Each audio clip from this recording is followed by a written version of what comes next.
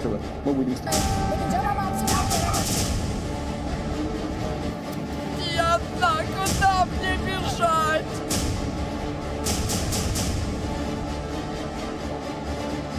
Ukraine पर टूटी रूसी आफत।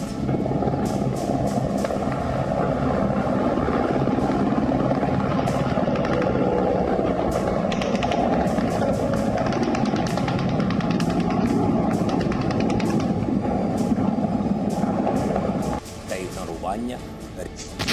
Ух ти ж, йолки-палки! Шановні громадяни України, сьогодні вранці президент Путін оголосив проведення спеціальної військової операції на Донбасі. पहले हथियार दिखाए, फिर यूक्रेन पर चलाए भी।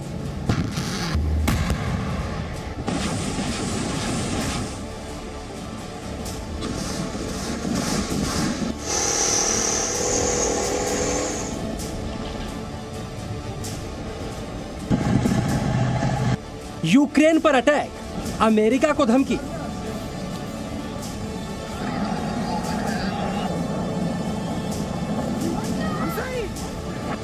Last night in Kabul,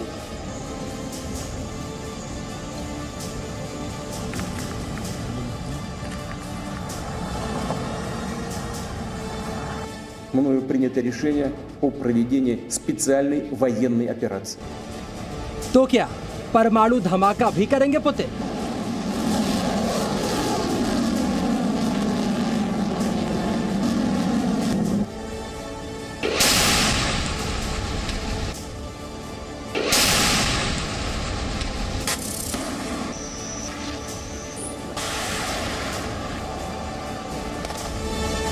बीच में आओगे, मिट जाओगे।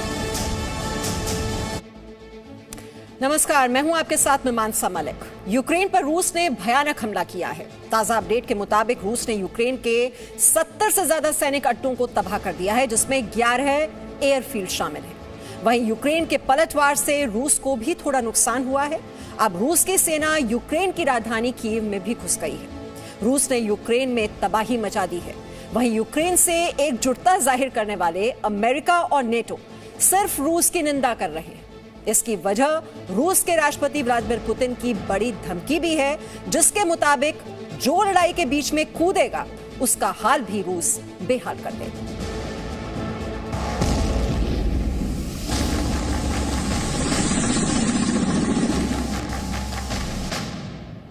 Вже штук 20 пролетіло. Та не літає, падає. Блять!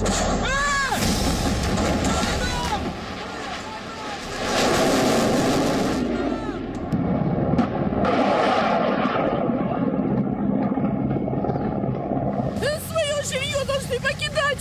Ой, боже мой! यूक्रेन के आसमान में रूसी फाइटर जेट्स गरज रहे हैं। रूस की घातक मिसाइलें चुन चुन कर यूक्रेन के सैन्य प्रतिष्ठानों को निशाना बना रही हैं।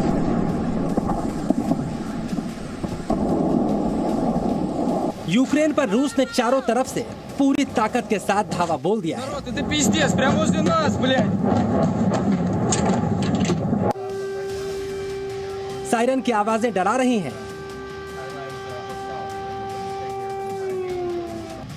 धमाकों के बाद नजर आ रही आग और काला धुआं संकेत दे रहा है यूक्रेन में किस तरह का अंधेरा छाने वाला है। चीख पुकार, अफरा तफरी, डर, दहशत, भय, आतंक इस वक्त यूक्रेन का मुकद्दर बन चुका है। रूसी हमले में मरने वालों की संख्या लगातार बढ़ती जा रही है। यूक्रेन के बड़े शहरों में भगदड़ है और लोगों के दिल में अनिश्चितता कि आगे क्या होगा। दुनिया को जिस बात का डर था, रूस के हमले के ऐलान के साथ वो डर हकीकत बनकर सामने आ चुका है। महाशक्तिशाली रूस ने यूक्रेन पर हमला बोल दिया। महाशक्तिशाली रूस ने यूक्रेन पर हमला बोल दिया तो यूक्रेन की तरफ से भी रूस के फाइटर जेटों और हेलीकॉप्टर्स को गिराने का दावा किया गया। रूस के सैनिकों को बंदी बनाने की तस्वीरें जारी की गई, लेकिन रूस ने तो यूक्रेन की पूरी एयर पावर को ही खत्म करने की बात कर दी। वैसे रूस की आक्रामकता और तैयारी को देखकर लग रहा है यूक्रेन बहुत देर तक रूस के सामने टिक नहीं पाएगा। इधर नाटो में शामिल होने के सपने देख रहे हैं। अमेरिका और ब्रिटेन जैसे देशों के दम पर रूस से आंखें मिला रहे यूक्रेन के राष्ट्रपति वोलोदिमीर जेलेंस्की घबराए हुए दुनिया से मदद मांग रहे हैं। Шановні громадяни України, сьогодні вранці президент Путін оголосив проведення спеціальної військової операції на Донбасі. Росія здійснила удари по нашій військовій інфраструктурі та по нашим прикордонним загонам. В багатьох містах України було чутно вибухи. Ми вводимо воєнний стан на всій території нашої держави. Хвилину тому я провів розмову з президентом Байденом. जेलेंस्की ने कहा, हम यूक्रेन को बचाएंगे, लेकिन सवाल है कैसे बचाएंगे, क्योंकि जिन्होंने जेलेंस्की के साथ एकजुटता का वादा किया था, जिन्होंने रूस के खिलाफ हर मदद देने का ऐलान किया था, वो तो यूक्रेन की धरती पर रूस के खिलाफ कदम रखने को तैयार ही नहीं है। और जो इस बारे में सोच भी रहे होंगे, उनके कदम भी पुतिन की इस धमकी ने रोक दिए होंगे। यूक्रेन का हाल दुनिया देख रही है और पुतिन ने ऐलान कर दिया है, जो बीच में आया उसका हाल भी बेहाल कर दिया। Ёлки-палки. То современная Россия даже после развала СССР и утраты значительной части его потенциала является сегодня одной из самых мощных ядерных держав мира. साफ तौर पर पुतिन की यह धमकी अमेरिका और नाटो देशों के लिए है और पुतिन के आक्रामक तेवरों को देखते हुए कोई इस धमकी को नजरअंदाज नहीं करना चाहेगा। फिलहाल रूस के हमले का जुबानी विरोध करने के लिए कई देश सामने आए। नाटो ने रूस से हमला रोकने की बात कही, यूक्रेन को सैन्य मदद देने का ऐलान भी किया गया।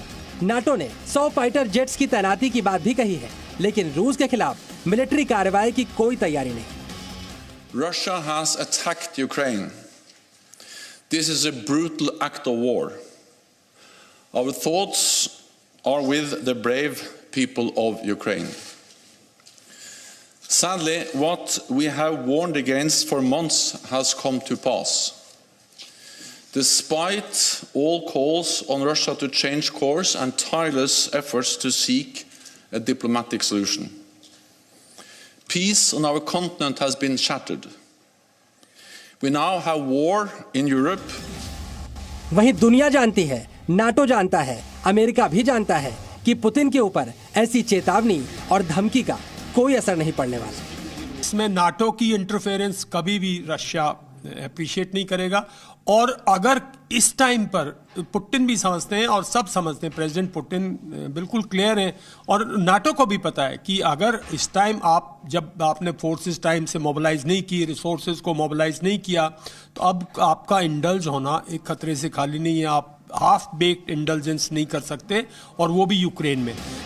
अब सवाल उठता है, आखिरकार नाटो और अमेरिका के अंदर रूस के इस डर की वजह क्या है? इस डर की सबसे बड़ी वजह है खुद राष्ट्रपति पुतिन, जिन्होंने अब तक जो कहा वो किया। रूस ने युद्धाभ्यास में जो हथियार दिखाए थे, उन्हें एक बार फिर ध्यान से देखिए। बेलारूस में युद्धाभ्यास करने वाले सुखोई 35 ही यूक्रेन पर बम बरसा रहे हैं। रूस की वो घातक मिसाइलें जिन्हें रूस ने युद्धाभ्यास में शामिल किया था, वो फिलहाल यूक्रेन के सैनिकों और प्रतिष्ठानों को खाक कर रही हैं। जो टैंक युद्धाभ्यास में आग उगल रहे थे, वो अब यूक्रेन के अंदर दाखिल हो चुके हैं। लेकिन डर इससे भी बड़ा है। पुतिन ने युद्धाभ्यास की इस कड़ी में परमाणु युद्धाभ्यास भी किया था, और परमाणु ताकत वाली रूस की हाइपरसोनिक किंजल मिसाइलों की ताकत और रेंज भी यूरोपीय देशों को मालूम है। ऐसे में अमेरिका और नाटो भी समझते हैं, अगर रूस के खिलाफ जंग में कूदे तो पुतिन वो विनाशकारी कदम भी उठा सकते हैं जो सब कुछ तबाह कर देगा। प्रेसिडेंट पुतिन एक बहुत ही मैच्योर स्टेट्समैन है और एक बहुत ही मैच्योर लीडर है, और मैं नहीं समझता वो दुनिया को 1945 के एक्सपीरियंस के बाद किसी न्यूक्लियर वॉरफेयर में, न्यूक्लियर डिस्ट्रक्शन में इन्वॉल्व करेंगे। हाँ, अगर रशियन स्टेट की एग्जिस्टेंस की बात आ जाए, कल रशिया स्टेट को घेर लिया जाए तो दूसरी बात है, क्योंकि वो फिर एक स्ट्रांग लीडर है। लेकिन ये सब मैंने जैसे बोला एक नैरेटिव है, उस नैरेटिव के तहत वो एक वॉर्न कर रहे हैं नाटो को, वॉर्न कर रहे हैं वेस्ट को। फिलहाल रूस का शिकंजा यूक्रेन पर कस रहा है। रूस जैसे जैसे प्रेशर बढ़ाएगा, यूक्रेन की फौजें ढहती जाएंगी, क्योंकि रूस की सेना बहुत तेजी से आगे बढ़ रही है और उसे खुला मैदान मिल रहा है। यानी कई जगहों पर यूक्रेन के सैनिक विरोध करने के लिए मौजूद नहीं, और जहां प्रतिरोध होगा वहां भी बहुत देर तक नहीं चलने वाला। ऐसे में दुनिया यही सोच रही है, क्या यूक्रेन पूरी तरह से तबाह हो जाएगा और अमेरिका, नाटो बयानबाजी करते हुए सिर्फ तमाशा देखते रहेंगे? ब्यूरो रिपोर्ट, जी मीडिया।